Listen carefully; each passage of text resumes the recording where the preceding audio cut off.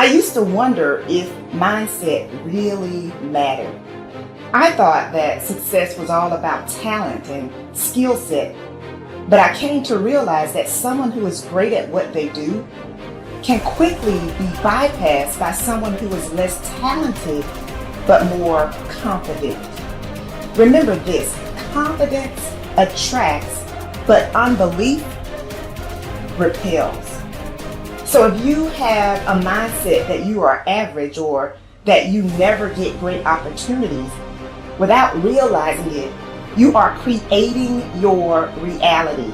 Many of the people you look up to, they are not super smart or super talented. You are just as smart and talented as they are. They just latched onto their dream and developed the mental fortitude necessary to keep going when they were feeling the frustration that you might be feeling right now. A belief can create the disease as much as a belief can create the healing. And I go, so the significance of this is profound because nobody talks about the negative belief. And I go, negative beliefs are powerful. It's called nocebo, as you mentioned. And as I said, they can cause any disease and they can kill you. Just because you believe you're going to die, you can die just from the belief. We always have to update our versions about reality because it's the only way that we adapt. Don't believe everything you've read or heard. It just may not be the truth. There's always a greater truth that you and I can begin to investigate. Surely someone in eternity has had similar problems as you and I, and they've gotten beyond it. Yes or no? So study that person. You want to be wealthy? Study wealthy people. Don't just have some panacea that you're just going to get wealthy. Read about wealthy people and find out that they lost everything and failed miserably 20, 50 times. But what they had as a characteristic, a quality in their personality is they were persistent and they kept changing and they kept forgiving and letting go of the past and kept going. And sooner or later they ran into it, and when they had all the money they wanted, it was never about the money. It was just about that they could prove to themselves that they can do it. Stop rationalizing. Stop making excuses. Stop giving yourself little watered down assessments of where you're really at. Tell yourself the truth. Are you making yourself better? Or are you making yourself worse? Are you moving forward or are you moving back? Anything that you have that you feel is a negative, it doesn't matter. Anything you feel it's a positive, it doesn't matter. We're still the ones that make the decisions, and we're the ones that move the needle because no one's doing it for us. We want to change the world, we decide we're going to change it. We want to change the economy in our home, we have to decide. We want to change the amount of time we spend with family or live into our true purpose or be the woman or God or man God designed us to be. No one else is doing it for us. But what we can do is what you're doing. Gain capabilities from people who've already been there. Be a part of a group bigger than yourself.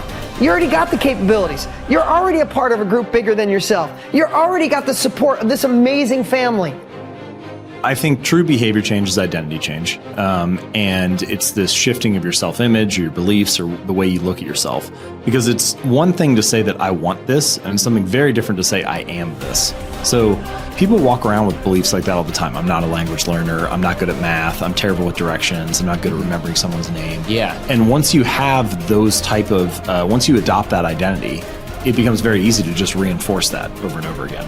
And so these three levels that you mentioned, outcomes, process, and identity, all three matter, but I think the key is that you want the direction of change to be in the right way, the right arrow. So if you start with the outcomes, if you start with the result, then you're like, oh, I really want this thing, and here's my plan for getting it. And most people just never think about the identity that comes underneath that. Like they think, I want to lose weight or I want to be skinny, and if I follow this diet, then I'll be skinny. And then they don't really give any thought to the beliefs behind their behavior. But if you start the other way around, if you start at the identity and you say, all right, who's the type of person that could lose weight? Well, maybe it's the type of person who doesn't miss workouts. Then you start with that identity. You say, okay, I want to become the type of person who doesn't miss workouts. Here are the habits I need to build. And then whatever results come, just come naturally. So most people focus on the results and build a plan and let the identity come naturally, but that rarely works because their beliefs like conflict with your actions. But if you start with the identity and you build the habits to reinforce that, then the results just come on their own. You are quite capable, and I don't even know what you earn, but I do know this. You can turn your annual income into a monthly income. You're very capable of doing that. Now, you may think that I'm exaggerating. You can't exaggerate when you start talking about the potential of a human being. Stop and take a look at the way we communicate today. I remember when I was a kid when I saw the first television set. If anybody had told me at that time it was black and white, it was snow, and somebody would appear on the screen and then they'd go away again. If somebody had said, listen, in your lifetime, you'll be able to put one on your wrist. Self-contained in living color. Somebody can shoot something going on the other side of the world. You can watch the Olympics on your wrist. You'd have thought they were right out of their mind, but all that's going on. In fact, that's nothing today compared to what we're capable of doing. You stick a little camera on our computer and look at the other person and talk to them anywhere in the world. Doesn't even cost you a nickel. Are we moving ahead? I think we're moving ahead at a rapid rate. But I'm going to tell you something. The people that are taking this there are not letting the paradigm stop them. And I don't want you to let the paradigm stop you. I want you to stop and think of where you're going and what you're doing.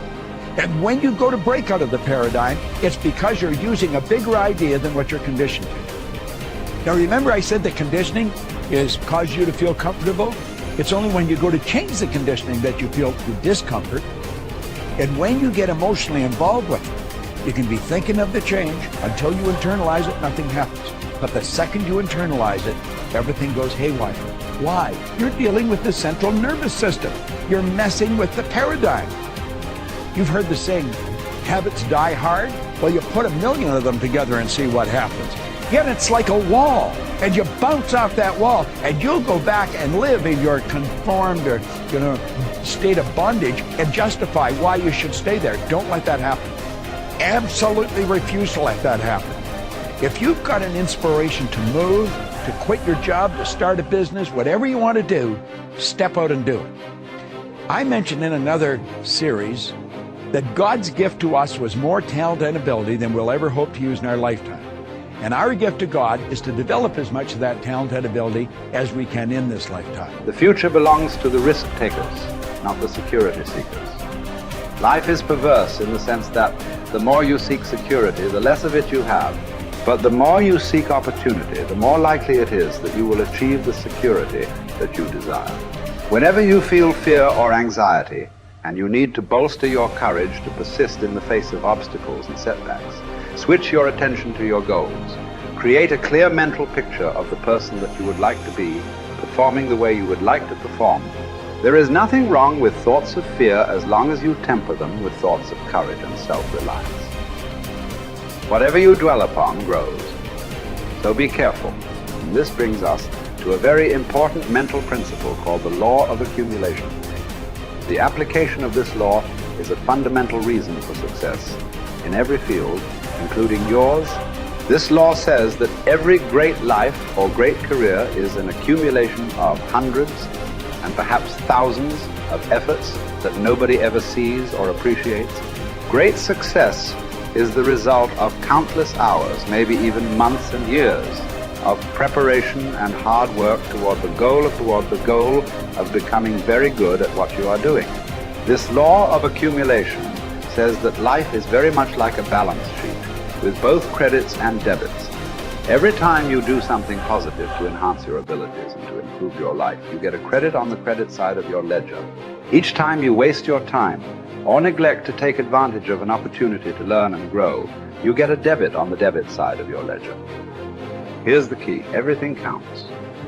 Everything that you do or fail to do is written down and totaled up on your balance sheet. Everything that you do or fail to do counts in some way. Nothing is neutral. Everything is either moving you toward a better life or moving you away from it.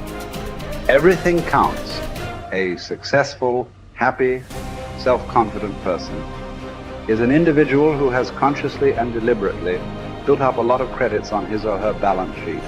An unhappy, negative, or insecure person is a person who has a lot of debits on his or her balance sheet, because the only things that count are your actions. It seems that every positive and constructive action you engage in adds up and increases your levels of self-confidence and self-esteem.